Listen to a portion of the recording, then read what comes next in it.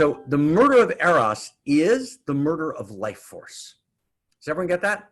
It's the desire, right, to murder life force, right? And that desire to murder life force, right, comes from our own failure, right, to experience our own aliveness. So when I'm not experiencing my own aliveness, so what happens is I go to murder life force. And that expresses itself in many ways, but it's a fundamental dimension of reality, and we've got to recognize it. It's hidden. This is esoteric, okay? And the reason we're studying this is because we can't actually get home, right, until we actually get a sense of how this actually works. The New Age world, for example, doesn't recognize this possibility. But it actually exists and it plays everywhere. And this notion of the murder of Eros hides in many distressing disguises. So for example, the people that murder Eros never announce, we're out to murder Eros. The people that murder Eros always hide behind a disguise. The disguise is pseudo Eros, yes. The disguise is, right, the disguise is some form of counterfeit, right? Some sort of, the fig leaf is always a noble cause. I'm standing for a cause, right? I'm making sure everything is pure, right? The murderers of Eros are always standing for purity, right? They always disguise, right, their own sense of being not enough, their own sense of not being seen, right? Their own sense of feeling deadened in their hearts. And Scott Peck, right, he had a word for this, which he called people of the lie. But people of the lie always disguise themselves very well. They're always very hidden, right? The great fear of people of the lie is when actually someone shines the light on them. Their motives are hidden, right? That's really important to get. And so you've got to actually search and realize, oh, right, that noble cause isn't really a noble cause. There's something in psychology called Karpov's triangle. And Karpov's triangle talks about there being, sometimes called also the victim triangle. It talks about there being a victim, a perpetrator, and a rescuer. On the surface, right, on the surface, you think that you actually know that's the victim, that's the rescuer, that's the perpetrator. But what's often true is that actually the perpetrator is hiding as a victim, or the perpetrator is hiding as a rescuer. Right? The rescuer says, I'm standing for victims, is often the perpetrator. And often the victim who's claiming victimhood is actually using the claim of being powerless to actually wield unholy power. Does everyone get that? That's the very, very common structure, right, in modern neoliberal culture. When I say neoliberal, it's not conservative left or right. Neoliberal culture includes the left and the right across the world, right? It's the actual hijacking falsely of a victim identity. It's the exaggeration of hurt and the deployment of, and here's a big word, let's get this word, malice. Malice, right? The murder of Eros virtually always deploys the tool of malice. And that's really important to understand. And malice seeks to murder Eros, right? And the motivation or the methodology of malice is projection. I project my own ulterior motives, my own viciousness, right? That's split off and disowned, my own rage, and I stand for purity on the side of the ostensible victims. Now, we have to defend and hold every true victim. We stand on the side of the vulnerable. We stand on the side of the oppressed. We stand on the side of the powerless. But we got to watch very carefully for the victim triangle. We got to watch very carefully, and we realize that often the most ulterior motive of all is the ulterior motive of purity, right? Beware, right? Beware of those who can't hold irony. Beware of those who forget to laugh about the whole thing. Beware of those who can't hold complexity, who are battling for purity, right? Who are engaged in all form of demonization. Now, I want you to stay with me for a second because it's dramatic, okay?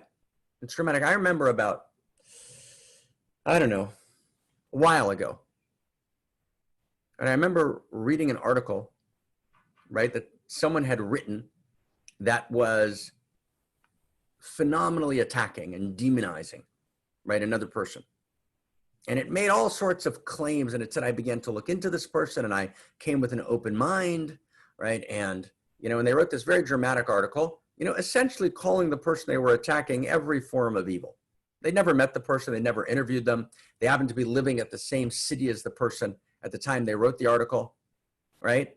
And then I just did a quick Google search because I happened to know the person who was the major person who actually hated this person, about who the article was about.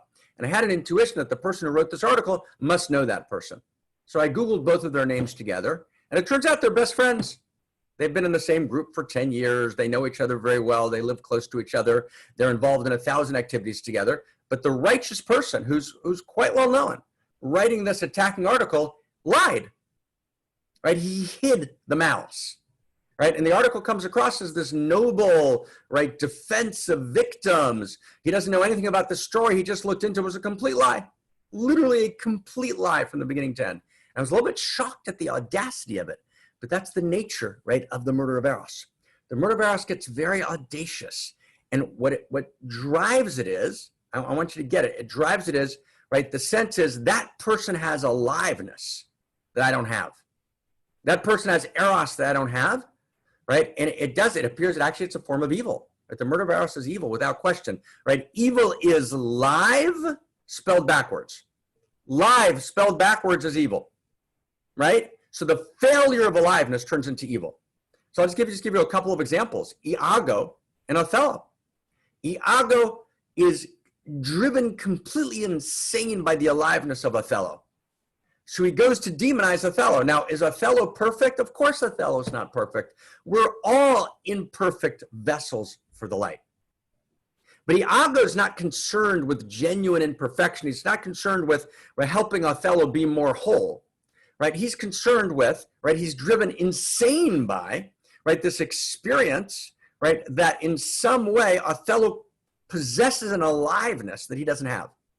I'll give you another example. This is a popular cinematic take of a historical situation. It's not completely accurate, but we'll use it, you know, at least for the sake of this image now, which is the movie Amadeus. So the movie Amadeus is about Mozart and Salieri. And Salieri is a composer, right, in the great court, right, of Austria. And he's a decent composer. He's competent. He's good. But Mozart's got something else, right? Mozart's got a gift of grace that's unimaginable. And Mozart's post-conventional, and Mozart's wild, and he lives outrageously, right? And he's complex, and he's imperfect. And so Salieri, when he hears Mozart's music, he's driven insane. He feels the transmission in it. He feels the aliveness in it. And instead of just opening up to it and being delighted in the unique self of Mozart, which is different than his unique self, right? He feels this sense of grenvy, greed and envy, coming together, the sense of grenvy, and it moves him towards what Joseph Burke, who's the major psychoanalytic writer in the peer-reviewed journals, right, on malice, right, Burke calls it annihilating behavior, right? The demarcating characteristic of malice is the move towards annihilating behavior. I want to read you just for a second. There's an essay at the end of the book, Return to Eros. At the end of this book, there's an essay in the back called, right, it's called Appendix B, and it's called The Murder of Eros, right, the murder of Eros. And the murder of Eros cites this notion of annihilating behavior. That's how you know, the way you know that you're actually dealing, right, with the murder of Eros and not with an authentic movement, right, of love, is the sense of this annihilating behavior, right? It's the sense that if I don't destroy that person, somehow I'll be in some fundamental way, right, not alive in the world. It's like, wow, right? And that's the experience, right, of Salieri, who spreads rumors that Mozart is sleeping with 13-year-old girls. Exactly, by the way. His students are 12, 13, 14, right? And the rumor is, right? And so Mozart can't get a job, right? Because he lives from the patronage of people who hire him to tutor their daughters in music. That's actually what happens. And Mozart dies in poverty writing his Requiem. Like, wow. Is that like, it's like, really? Mozart dies in poverty writing his Requiem, right? So it's only when I take responsibility for the eros of my unique self, when I feel the unique quality of the outrageous love moving through me, when I claim my place as love power, and know that my love power is different than yours, but I don't claim it psychologically. Do you get that? This is not a psychological move. I actually claim the quality of amor moving through me. I actually realize that when I actually get through my contractions, I get through my blocks, that actually divinity lives inside of me. I want to recommend a great movie to everybody, a great movie to see. It's called Lucy, L-U-C-Y, Lucy. And people are like, oh, it's great, kind of great movie, fun, a lot of action, right? Well, wasn't that fun? No, no, no. Lucy is about one thing. Lucy is about apotheosis. And it's about the feminine, but the feminine that lives in all of us, claiming the truth that divinity, that infinity lives in me. It's about actually unclenching. And when I unclench, I become outrageous love incarnate in self. I become ultimate love and ultimate power.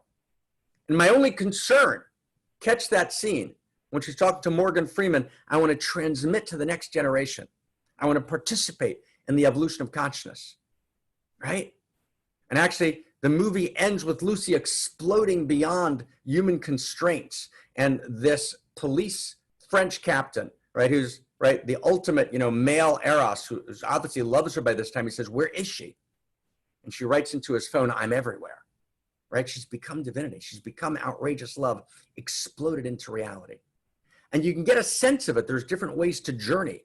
There's different ways to get a sense of this, to expand, to feel it. You can feel it through dance. You can feel it through prayer. You can feel it through journeying, right, in different plant forms, right? You can feel it through, there's many ways to get to this place.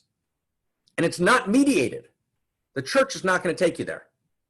That's not going to take you there. There's no organized religion that can claim this. This lives in every generation. You can actually awaken, right, this truth in you, this eros in you, and actually become this unique configuration of eros and desire with a unique gift to give that literally all of reality leans over and yearns to hear your words and yearns to feel your feelings and yearns to receive your gift. And it's not about a public or private stage. It can be given fully in private, your gift, in an exchange with a bus driver, right, with a clerk, right, in a transformation that takes place in you, which you offer up for the sake of the whole. You literally become Lucy, right? You begin to access, right? Outrageous love flows through you, right? And that is Homo Amor. Okay? That is one love, one communion. That's what we're coming together to do. And as long as we don't do that, watch carefully yourself. Like, can you find in yourself that place where you murder Eros? Like, can I find it in myself? This is not just the people who organize smear campaigns. This is not just the people who write articles and hide their true motivation. There's ways that we all murder Eros. We all seek to, right, murder the person who feels like they're holding a particular kind of life force that I want to have, so I go to murder them in 1,000 ways in my mind. How many of us have murdered in our hearts and mind, murdered Eros in 1,000 different ways, right? We always claim noble motivation for it. It hides behind all sorts of fig leaves of piety and purity, right? Wow, who can find that, right? So we got to recognize it first. That's what the code says. If we don't recognize it, we can't move beyond it. Like, wow. Like, oh my God, right?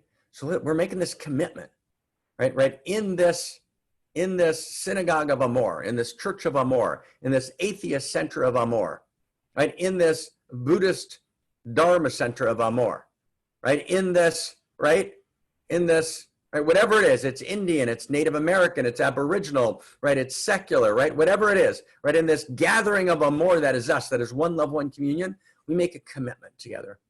We're going to stop murdering Eros. We're going to celebrate each other. The opposite of the murder of Eros is the celebration of Eros. I'm delighted by you. Blow me away. Show me what you can do that I can't. And let me be in devotion to you. And let's be in devotion to each other. And there's many guises for the murder of Eros. And if you're saying to yourself, he or she, I don't do that, you're probably wrong. Right? Can we go the next step? There's a place for everybody around the table. Not all positions are equal. Not everyone's right. Right? People have different skills, different talents, different qualities. Right? There's a natural hierarchy of talents and skills, but we all have equal value. We all have equal fundamental value if we're living from the celebration of the unique configuration of Eros that's me, and I take up, right, my instrument, I play my instrument, the unique self symphony.